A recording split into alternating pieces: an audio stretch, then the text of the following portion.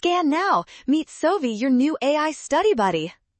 Programming loops can be tricky, but we will solve this code segment together right now. Let's find the sum stored in num1 very quickly.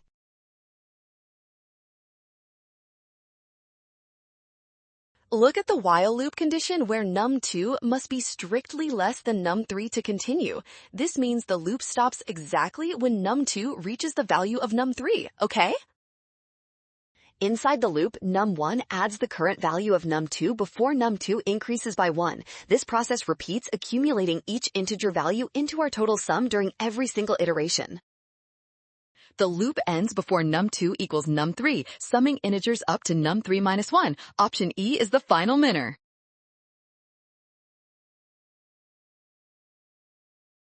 Well done! Scan the code to learn with Sovi. Watch signs and avoid rushing. Trust given info and check steps carefully every time.